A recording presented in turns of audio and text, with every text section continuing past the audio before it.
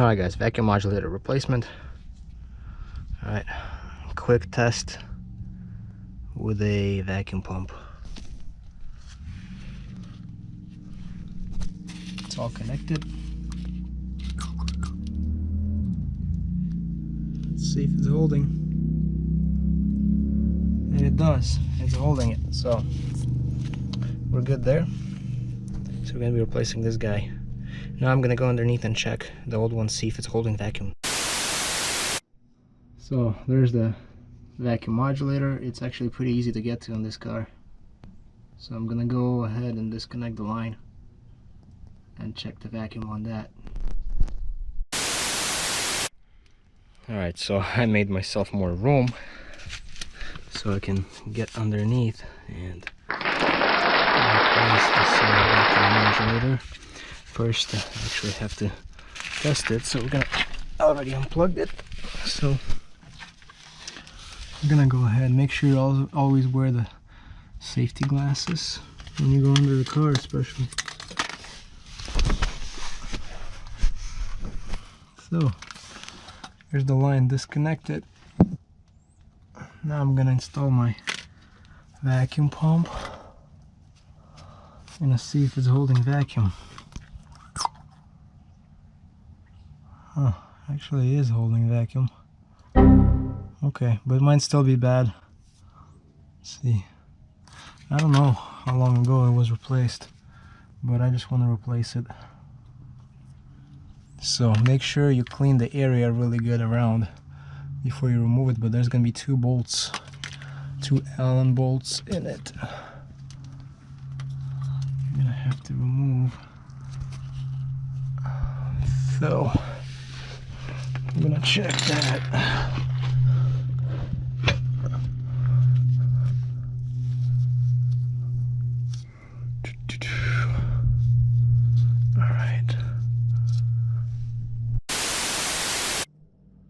Alright, so one bolt is there, another is right there. You guys can see that pretty well.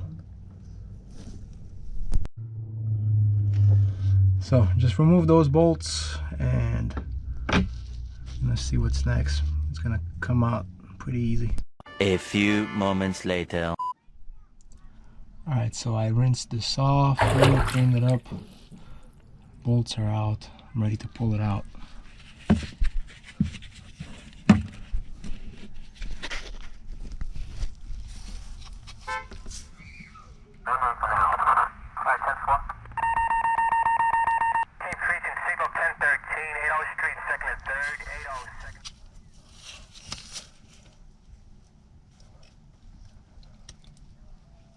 Wow, she's a little stuck.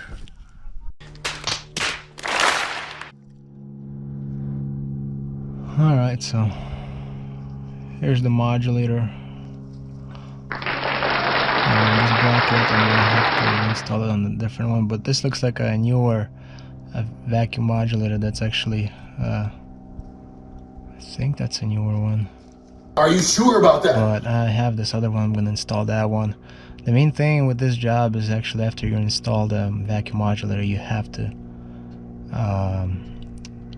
actually adjust the pressure, and I don't have the pressure gauge with me today, but at least I want to replace this vacuum modulator, you know, just so I know that it's replaced, because I don't know when this one was replaced before.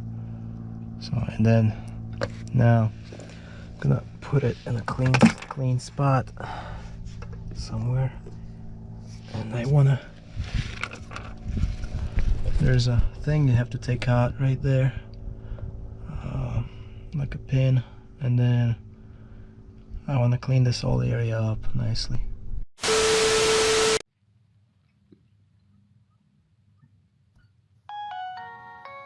Alright. Now we're gonna clean all that area nicely. I removed that pin already. There it is. Now I cleaned some of it already, but I'm gonna clean it again carefully. Make sure you're being very clean.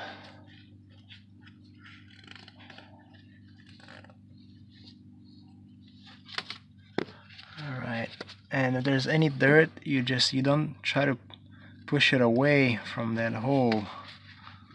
Okay.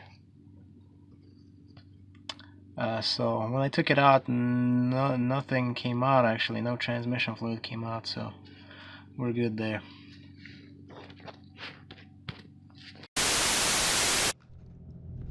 So here's the part number that you have to install this inside.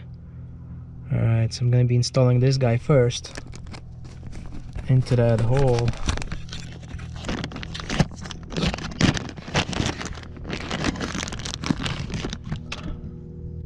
There it is. Oh, okay, never mind. Actually, this, I got you now. So this looks like it broke off inside. So that might be one of the reasons why it was shifting really bad. Sorry guys, I gotta clean you up.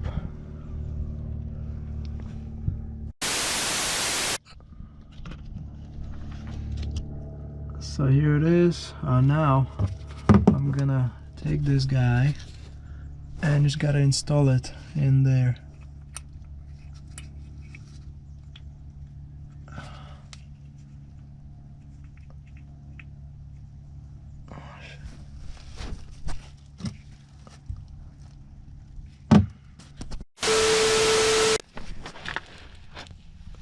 Guys, so this is the old one, and I'm really not sure if I broke it while taking it out or it was broken inside already.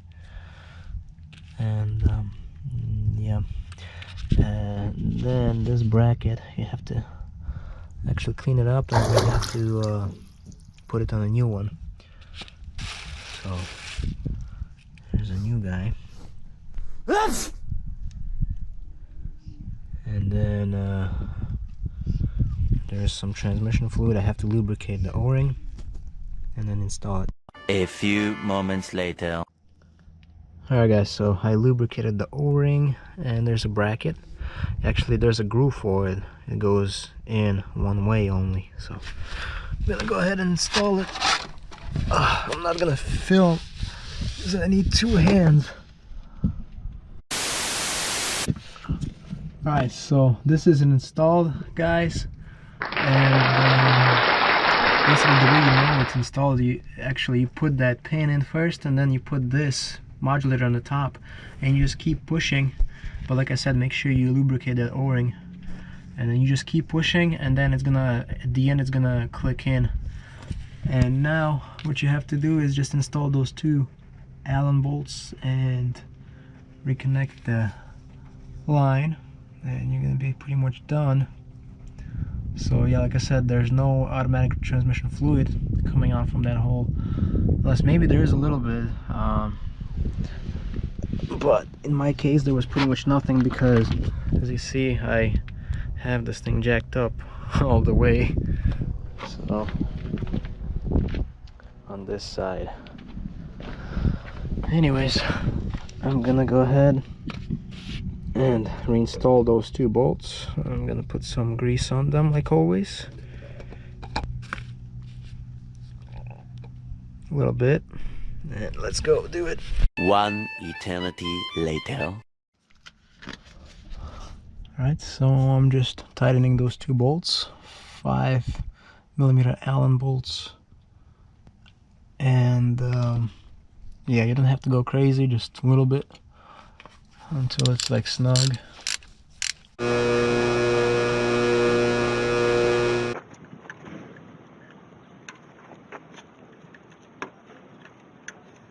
It's pretty easy, eh? Not fucking easy. No? I thought you said it was easy. It's not fucking easy. No?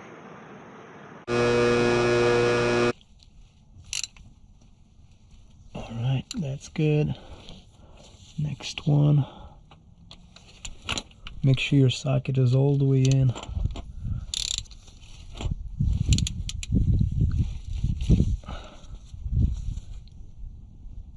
That's it. So make sure everything is seated properly. Make sure she's all good. Alright, and she is. So yeah, and like I said, I don't have the gauge with me to adjust this thing now. I bet you this is the one where you would install the gauge so you adjust the pressure, but I don't have it with me now. So what I'm gonna do is install the vacuum line. I'm not gonna mess with that T-pin, so I'm just gonna literally reinstall this line. And then another thing I was gonna tell you to watch out for is make sure that's, because with time these vacuum hoses, they get so, like, not really brittle. Yeah, they get brittle, but they also get so soft, so they might not seal properly. So that's why you want to make sure that this is pretty good. Yeah, so let's just install this guy now.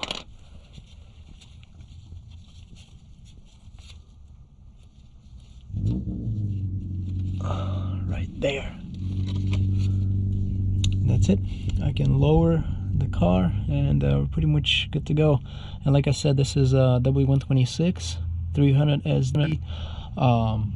If you're doing this job on Mercedes W123, it's going to be a lot more difficult because the space is going to be this much space if you look at it. But this car is a lot bigger. That's why it's so nice and it's so easy to get to this thing. Also, while you're underneath here, just check your flex discs, check whatever else you need, check your transmission mount. And I did replace my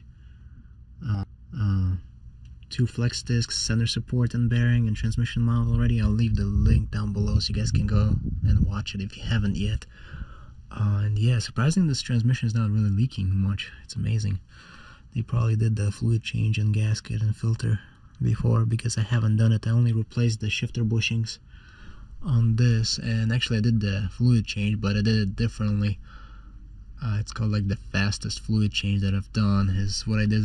There's those cooling lines in the front, and I was just I loosened one of them and had the engine running, and then some fluid came out, and then I retightened it and filled it up again, and just did it a couple times like that. So I'll also leave the link down below how I did that. Alright. So yeah, so I'm gonna lift it up, remove everything, and lower the car down.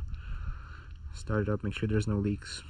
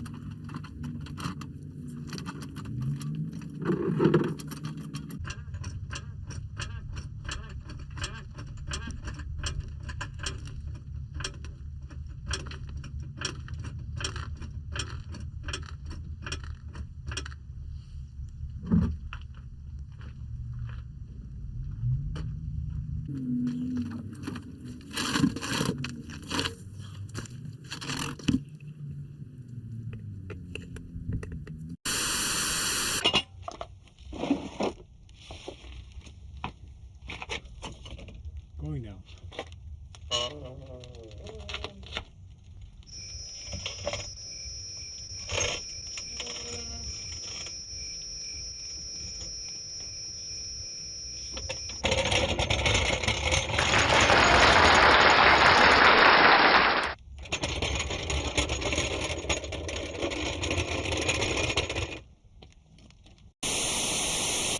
Time to put all the tools away.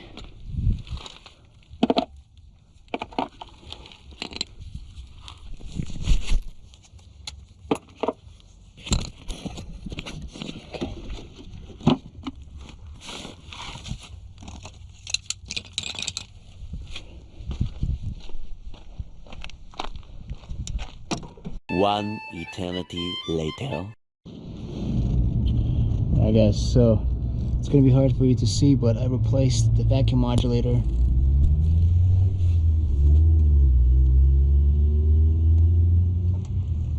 So that thing is not leaking, it's all good. And I test drove it. It's still a little jerky, but it's a lot better. But like I said, I'm gonna have to do what's called there's a bolt on the left side next to that big Allen bolt. If you look at it, so as far as I remember, that's the bolt I need to take out to adjust the pressure, working pressure of the transmission. That's what you have to do after you replace the vacuum modulator. So I'm gonna, as soon as I'm done, I'm gonna post a video most likely, but right now I'm just gonna leave it the way it is. My main goal is to replace this modulator, and it's gonna be good, and then pretty soon, I don't know when, maybe in a couple of weeks or so, well, I can't promise, but I'm gonna try, because I need to get that tool, and then I'm gonna have to adjust the transmission pressure, and then that way I'm gonna probably, transmission is gonna probably shift a lot better. So stay tuned for that.